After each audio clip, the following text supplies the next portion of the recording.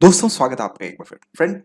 यहाँ पर हमारी भारतीय अर्थव्यवस्था की जो सीरीज जो हिंदी में चल रही थी, जिसके अंदर हम अभी बैंकिंग के अंदर फंसे हुए हैं। अभी तक कुल मिला के बैंकिंग से रिलेटेड 6 लेक्चर्स हो चुके हैं और अभी तक 70 वीडियो जो है हमारी तरफ से यूट्यूब के ऊपर अपलोडेड हो चुकी हैं, जिसके अंदर हम आपको यूपीएससी स्टेट पीसीएस की मेरे द्वारा इकोनॉमी की वीडियोस मैं आपको जो है प्रेजेंट कर रहा हूँ। राइट।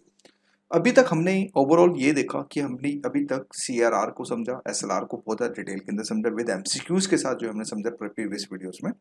उसके बाद हमने रेपो रेट और रिवर्स रेपो रेट को भी बहुत ज़्यादा अच्छे से समझा। हालांकि यहाँ तक मैक्सिमम लोग जो है समझ जाते हैं। अब जो ये टॉपिक्स आज के जो टॉपिक्स आज हम उठाएंगे, जिसके अंदर आज हम बैंक रेट और साथ में एमएसएफ, ठीक है, मार्जिनल स्टैंडिंग फैसिलिटीज को जो थोड़ा सा समझने की जो थोड़ा सा डिटेल के अंदर हम जो है कोशिश करेंगे और साथ में बैंक रेट के कंसेप्ट को भी थोड़ा सा डिटेल में समझेंगे। क्योंकि इस पार्ट के अंदर, क्योंकि देखिए ये है कंसेप्चुअल पार्ट। कंसेप्चुअल पार्ट जैसे से अगर आप चाहे रमेश सिंह पढ़ लें चाहे कोई और किताब पढ़ लें, वहां पर इतने कंसेप्ट इतने अच्छे से नहीं लिखे गए हैं, जिसके कारण कहीं ना कहीं आपको थोड़ी बहुत दिक्कत होती है, जिसके कारण आप जो है यूट्यूब पर आते हैं और वीडियोस को सर्च करते हैं।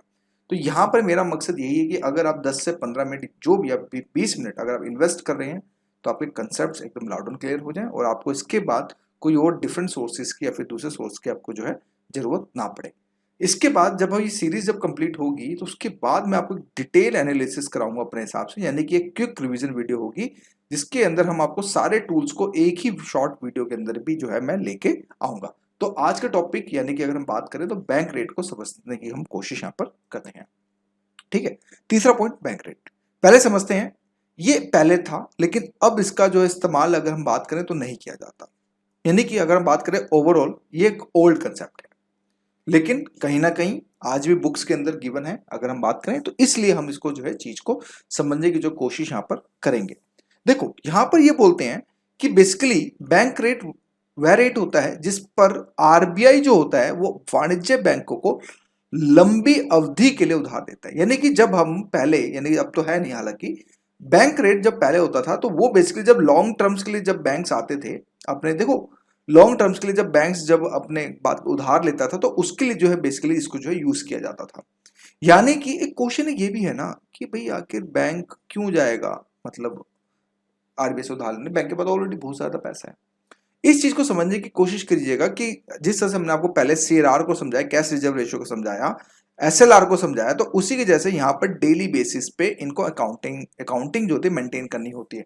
जब इसमें शॉर्ट फंड्स होते हैं तो फिर उसके बाद जो बैंक्स होते हैं वो कहीं ना कहीं इधर उधर उधारी लेते हैं। शॉर्ट टर्म के लिए वो रेपो रेट ले लेते हैं। रेपो रेट में क्या होता है, सिक्योरिटीज को गिरवी रखते हैं, फिर उसके बाद आरबीआई इनको जो है पैसा देता है। फिर जब बैंक के पास पैसा आ जाता है तो इंटरेस्ट के साथ वो सिक्योरिटी, मतलब कि पैसे को वापस करके और बैंक अपना वापस में जो है सिक्योरिटी जो है ले लेता है। आप समझे इस चीज को, यानी कि रेपो रेट में यही होता है। बैंक रेट में क्या होता था कि कभी कभी क्या होता है कि हैवी इन्वेस्टमेंट्स करने के लिए भी कुछ और चीजों को जरूरत करने के लिए जो है लंबी अवधि के लिए, जब लॉन्ग टर्म्स के लिए अगर हम बोले तो उसमें जो है बैंक रेट को जो है लिया जाता, मतलब बैंक रेट के थ्रू, मतलब कि उधार जो है जिसपे आरबीआई जो है बैंक दर जो है लगाता था।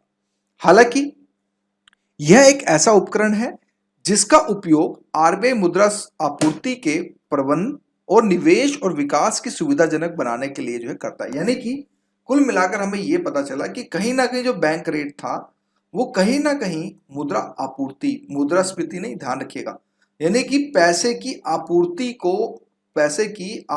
को जो है मेंटेन करने के लिए जो है यहां पर जो है बैंक रेट पहले जो है लेकर आए थे। राइट।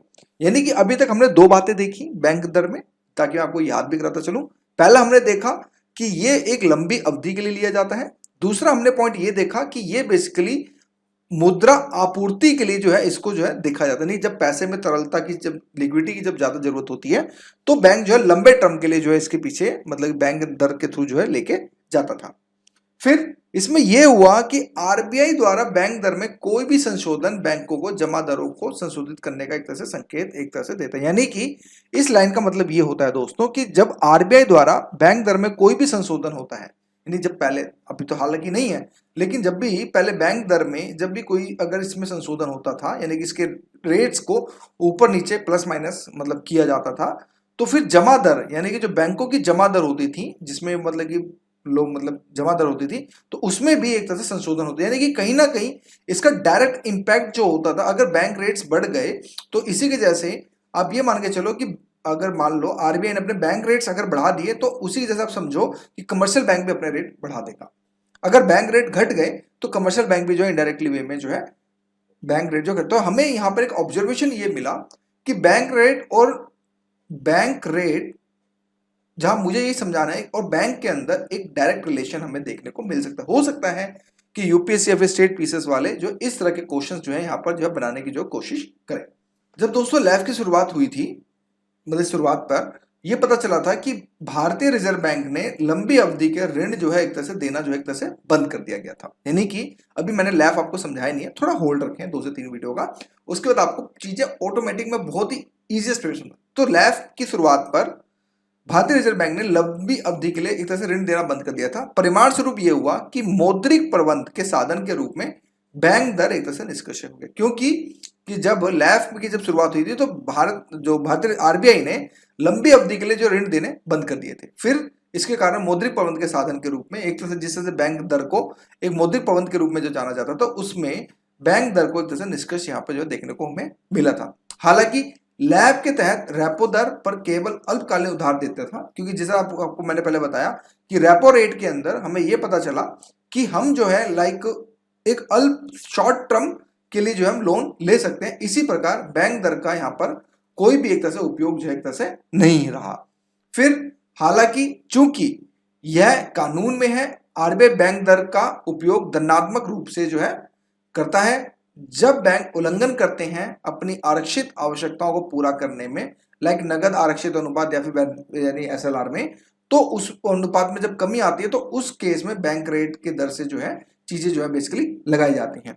और जब आरबीआई ने 2011 में एमएसएफ की शुरुआत करी थी तो एक दंडात्मक दर भी है और बैंक दर को एमएफ के साथ जो है जोड़ दिया गया है। दोनों की दरें एक तरह से अगर हम बात करें तो समान हमें एक रूप में जो है देखने को हमें यहां पर मिलती है, राइट। तो देखो क्रक्स क्या निकला, क्रक्स को समझते हैं।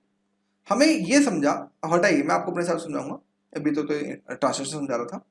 देखो बैंक दर में दोस्तों ये होता है कि पहली बात तो ये दीर्घकाल के लिए दिया जाता था, यानी कि लॉन्ग टर्म के लिए, ठीक है।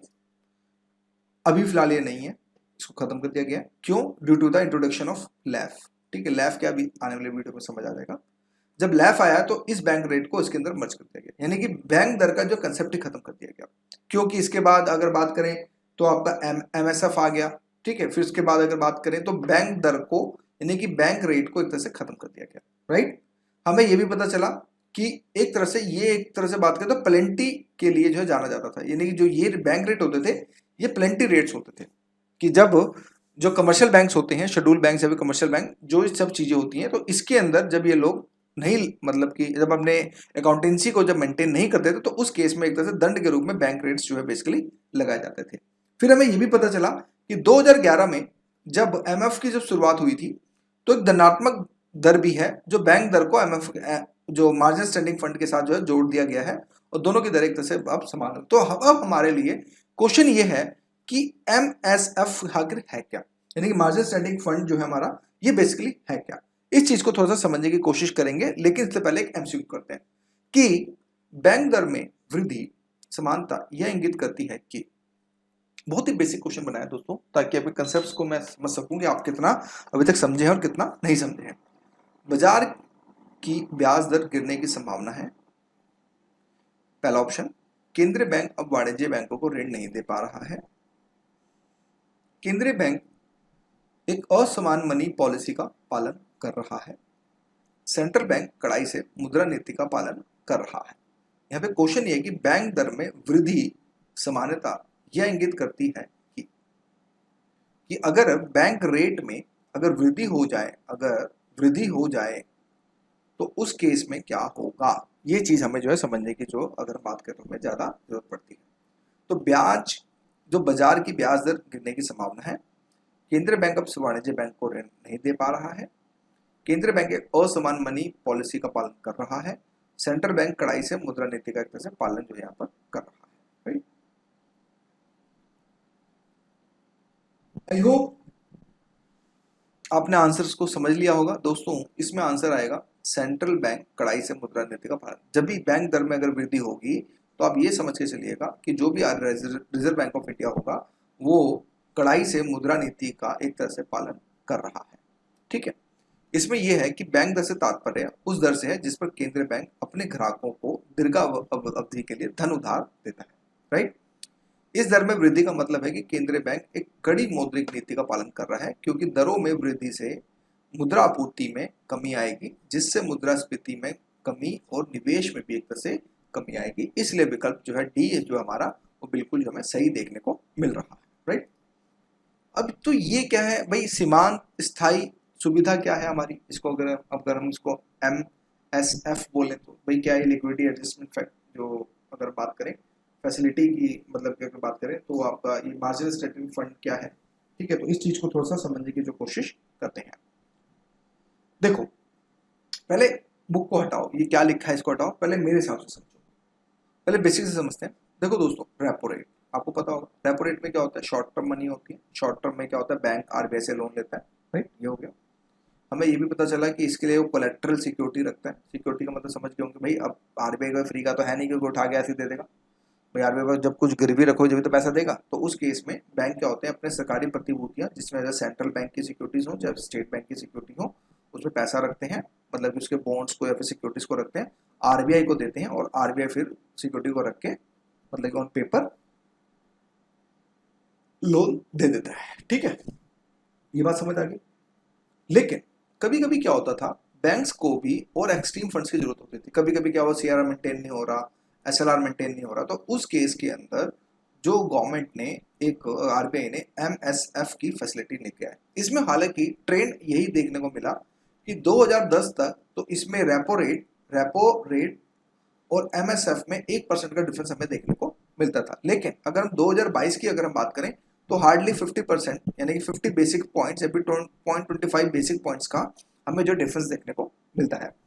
MMS के अंदर देखो, रेपो रेट में ये भी देखने को मिलता था कि इसके अंदर चाहे शेड्यूल बैंक हो, ये सारे बैंक्स हो, या फिर NBFC हो जिसमें नॉन बैंकिंग फाइनेंशियल कंपनी होते हैं, वो दोनों के दोनों उठा के जो है RBI से जो है लोन ले सकते थे। लेकिन MSF के अंदर ये होता है कि इसके अंदर पहली बात तो शेड्यूल बैंक ही लेंगे सिर्फ, यानी कि जो सिर्फ बैंक का जो काम कर रहे हैं वही लेंगे। इसके अंदर NBFC जो है वो लोन नहीं ले सकते। राइट, समझ आया। और ये जो होता है ये भी ओवरनाइट लोन्स होते हैं, यानी कि ओवरनाइट के लिए जब आपको बैलेंस शीट मेंटेन करनी होती है, अगर नहीं करोगे तो RBI जो फाइन लगाएगा। तो उसी कंडीशन के अंदर हमें ये पता चलता है कि MSF के अंदर अगर हम बात करें तो हमें यही पता चलता है कि NBFC जो बैंक्स होते हैं वो लोन नहीं ले पाते। ओनली जो है इसके अंदर बैंक्स ही एलिजिबल है। सबसे डिफरेंस पॉइंट बता रहा हूँ, बहुत ज्यादा डेप्थ के अंदर बता रहा हूँ आपको चीज, कि ये आपको कहीं बहुत ही कम जगह देखने को मिलेगा। यानी कि हमें MSF के अंदर हमें ये पता चला कि सारे शेड्यूल बैंक नहीं ले सकते, यानी कि हमें ये पता चला कि इसमें NBFC जो नॉन फाइनेंशियल जो बैंक होते हैं वो नहीं ले सकते। ओनली शेड्यूल बैंक ही जो है MSF के अंदर जो है कुल मिलाकर जो है लोन हमें मतलब कि ले सकते हैं। और दूसरी बात इसमें ये भी पता चलती है कि हालांकि इसमें अगर हम बात करें तो देखिए कोलेट्रल जो है इसमें रखा जाएगा, ऐसी बात नहीं, कोलेट्रल जो है रखा जाएगा, लेकिन इसमें सिर्फ बैंक्स ही जो है अगर बात करें तो इसमें मतलब कि एक तरह से अलाउड जो हमें देखने को मिलते हैं। और ये एक तरह से ओवरनाइट फंड्स के तौर पे हमें जो है कुल मिला के चीजें जो देखने को हमें मिलती है। राइट, तो हमें ये पता चला दोस्तों कि भारतीय रिजर्व बैंक द्वारा वर्ष 2011-12 में मौद्रिक नीति में सुधार करते हुए सीमांत स्थायी सुविधा योजना की शुरुआत की गई थी। सीमांत स्थायी सुविधा यानी कि MSF के तहत बैंक अंतराल तरलता की कमी को पूरा करने के लिए आपातकालीन स्थिति में भारतीय रिजर्व बैंक से उधार लेते हैं। और इसमें बैंक तरलता समायोजन सुविधा, जिसमें LAF के तहत रेपो रेट से अधिक की दर पर सरकारी प्रतिभूतियों को गिरवी रखकर भारतीय बैंक से जो है उधार एक तरह से जो है लेते हैं। राइट, सीमांत स्थायी सुविधा के तहत बैंक अपनी शुद्ध मांग या फिर समय देता, यानी कि जिसको NDTL के नाम से जाना जाता है, जो मैं आपको समझा भी चुका हूँ, 1% तक रिजर्व बैंक से जो है एक तरह से धन उधार ले सकते हैं। यानी कि कुल मिलाकर 1% तक जो भी इनकी नेट डिमांड्स और जो आपकी टाइम लायबिलिटी है उसका सिर्फ 1% जो है ये उधार ले सकते हैं।